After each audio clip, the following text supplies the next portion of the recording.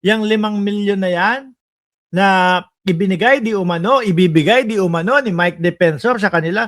Baka abonado pa po sila eh. Sa patong-patong na kaso nakakaharapin nila mga bossing, eh baka po hindi makalabas sa oblo yung mga yan. Biruin mo, si Alonto Adjong, Leila de Lima, sino pa yung ibang mga nagkaso? Erwin Tulfo, mangilan-ngilan pa lang po yan. Yung isa si Jose Alvarez, kakasuhan yung nagsabi na nagbigay daw sa kanya ng maleta. Madami po mga kababayan.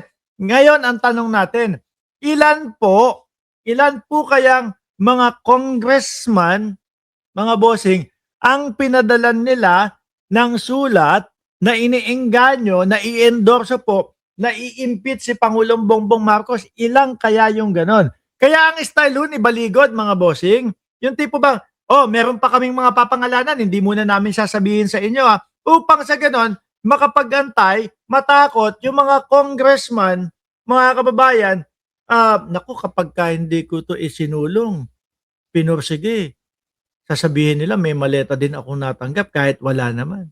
Ayun, hinihintay nila yon, yung magiging reaksyon ng mga congressman doon sa pinapaikot nilang impeachment para kay Bongbong Marcos, mga bossing.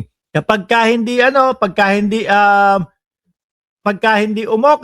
umoo na i-endorso ng congressman na yun, yari, kasama ka doon sa napagbigyan ng maleta. Ganyan ang style nila di ho ba mga kababayan? Nung nakaraan po, nabigyan din ng maleta itong si Secretary Larregadon.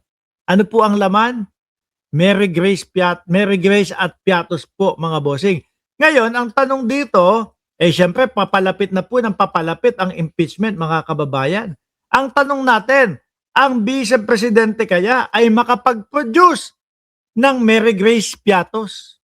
Ano po, kapag hinagilap ng mga prosecutors, ng mga hurado, mga kababayan, sino kaya ang hinaharap nila? Naalala ko pa si Senator Bato de la Rosa, nung hindi pa siya nagtatago, ang yabang-yabang, gusto ipagtanggol ang Vice Presidente. Ang sabi sa Davao, ang daming mga Piatos dun, may mga pamilya Piatos dun. Ganon. Para mailusot niya, mga kababayan. Ganito po, sinasabi ng mga DDS, Mark, okay lang naman, ubra naman, yung nickname lang ang gamitin ng kampo ni Sara Duterte. Hindi ho, mga kababayan. Okay, yung nickname, para sa atin lahat. Pero kapag sa COA na ipapasa ho yan, mga kababayan, kailangan ng hiwalay na envelope na pagpapatunay at pagpapaliwanag kung sino si Mary Grace Piatos. Bakit po?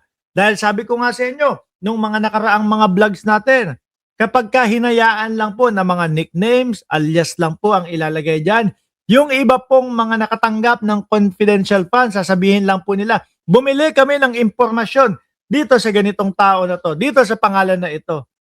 Pag hindi na inalam, madami po ang gagawa kahit hindi naman po sila bumibili ng impormasyon or kahit na hindi para sa bayan yung ginamitan nila nung confidential funds. Kaya po, importante yung may hiwalay na envelope na pagpapaliwanag kung sino si Mary Grace Piatos. Kayo po, tanungin ko, may maiproduce kaya ang ating Vice Presidente kung sino si Mary Grace Piatos? Kasi tingin ko po wala, mga kababayan.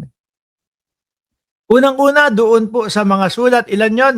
900 po na mga resibo, halos iisa po ang penmanship o yung kumbaga hulma ng pagkakasulat. Parang iisa lang din po ang ballpen na ginamit, mga kababayan. Meron naman si Kokoy Villamin, nagtatrabaho sa DepEd, nagtatrabaho din sa Office of the Vice President. Magkaiba naman yung pirma. Di ba? Ngayon, ang tanong natin, paano nila ilulusot ito? Lalo na po pag dumating na ang impeachment. At dagdag na po natin, mga kababayan. Idagdag na po natin, mga Boss Chief Amo Sir. Alam naman ho natin, na hindi lang po yan ang kinakaharap ng Vice Presidente na impeachment po. Kasama na po yung bribery sa Department of Education, kasama na din po yung sa pagbabanta sa buhay ng Pangulo, asawa ng Pangulo, at pinsan ng Pangulo. Yun ang pinaka nakikita kong mabigat at mahirap lusutan ng kampo ng Vice Presidente. Sabi ni Russell Pelobello, 3 tao ang nagpirma para sa mga fake na mga pangalan. Boss Mark, no, di ho ba? Tapos inalam po, mga kababayan, chinek sa PSA. Ano ba, meron bang taong ganito, ganyan? Wala. Birth certificate? Wala. Death certificate? Wala. Marriage certificate? Wala. Ilan po yung ganong mga nakita? Halos kalahati po nung mga resibo. Sabi ni Annalyn Ando, wala silang lusot, kaya gusto nila na magkudeta or mag-martial law. Diyos ko po, akala ho ba nila, no, matatakot o sasabihin ng mamamayang Pilipino, Bongbong Marcos, umalis ka na dyan sa posisyon mo kasi magma-martial law ka. Hindi. Mas naririnig ko pa nga po, sana mag-martial law na para matapos na itong mga panggugulo ng mga Duterte camp, nitong mga DDS. Di ba? Mas gusto pa ng tao na dapat sabi pa nga kay Pangulong Bongbong Marcos, si Pangulong Bongbong Marcos nakakainis na. Hindi pinapansin yung mga bumabati ko sa kanya, yung mga naninira sa kanya. Di ba? Meron tayong ganun. Mga kababayan, ako ho, mismo, minsan napapasabi ko, nakakainis si Bongbong, si Pangulo. Ayun sobra na yung mga panggagago, paninira sa kanya nitong mga DDS na ito, pero hindi pinapatulan. Siguro po, busy talaga ang presidente natin sa pagtatrabaho at sa sa mga proyekto, mga kababayan. Kaya ulitin ko, sana kung meron man, i-produce, ipakita, no, sa mamamayang Pilipino kung sino si Mary Grace Piatos. Tapos, syempre mga kababayan, hindi naman po lang palalantarin yan at patatayuin lang, tapos na, hindi. Questionin ho yan, mga kababayan. Lahat po, question and answer. Alamin lahat. Ganito ba, ganyan. At kapag peking Mary Grace Piatos ang inilabas nila, mabubuko at mabubuko pa din ho yan. Tignan nyo ho, mga kababayan, yung 18 Marites at yung si Baligod. Si Baligod, yung 18 Marites, si Orly Gutesa. Di ba hirap na hirap po silang magpaliwanag? Kasi hindi katotohanan yung gusto nilang ipakalat. Hindi talaga nangyari sa buhay nila, mga bossing, no? At ang gusto lang naman ng mga yan maligtas si Saldico, no? Maging hero si Saldico kagaya ng mga DDS at maipreso ang ating presidente o matanggal sa pagka-presidente si Pangulong Bongbong Marcos. Malabo po 'yun. Bakit? Lalong-lalo na po nandito tayong taong bayan na mga sumusuporta po kay Pangulong Bongbong.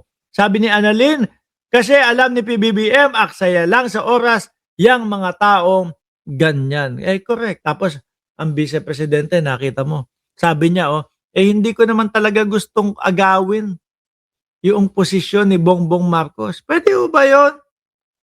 Puro paninira.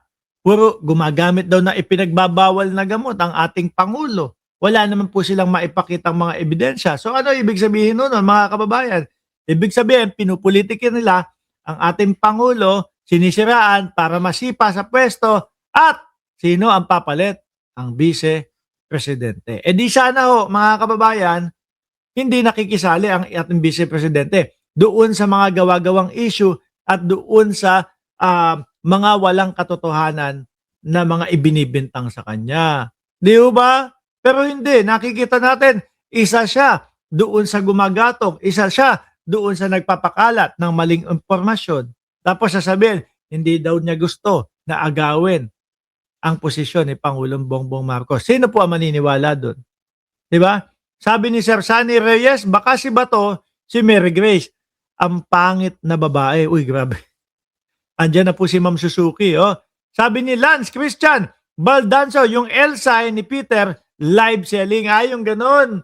No, sabi pa doon sa mga kakampik, hiramin ko muna yung yung Elsa nyo lalaban. Siguro, akala niya, makakauto siya doon sa mga kakamping. Nako, sir, matatalino po yan. No? Magaganda ang mga trabaho ng mga kakamping. Yung iba sa kanila, karamihan sa kanila, white collar job. Di ba? Para utuin lang ni Alan Peter Cayetano, malabo yun. Malabo yun. Lalo na po, mga kababayan, nakikita naman po ng mga kababayan natin, ng mga kakamping na si Pangulong Bongbong Marcos ay talagang puspusan yung pagtatrabaho.